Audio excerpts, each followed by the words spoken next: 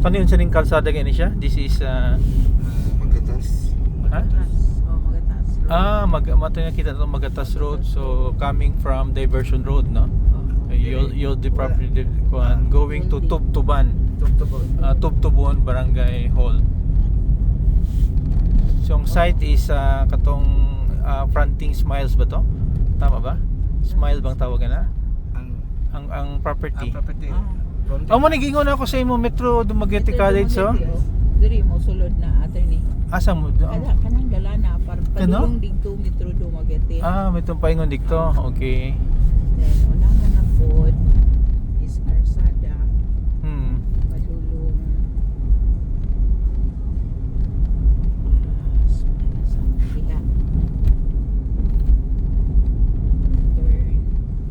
Wala ni attorney daw. Right. Kanina? Oo. Kanina property? Kinsa tag-iya mo itong gingon nimo? Kayo nimo? Sige, nikuha nimo. Pabor magyapon sa imo na. Dirita mo sulod ni ato para makitaan. Kani siya nga kani man Smiles. Kumingo ko Smile sa man hospital o Dili, call center. call center. Nindot po di siya. No? Newly built. Kani nga property diretso siya, no?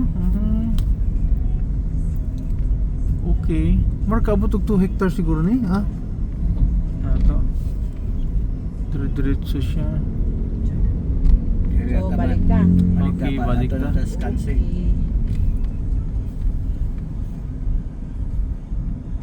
Call center dugay na siya mga before COVID na abre na siya, wala pa. After COVID na. Okay. Growing by siya Sir Jess, no? Okay mo man sa negosyo ka. Kaning call center. It's okay. Katong call center nga dito sa kang Peralta ba dito sa tapad kang Sir Benjamin. Kuan nawala no? Katong Naram ya. katong kuan ba? Sa Shopee. Katong Sophie is ni Puli na to pa. Okay. Unsa itong before sa Sophie gani Paul Ngalan.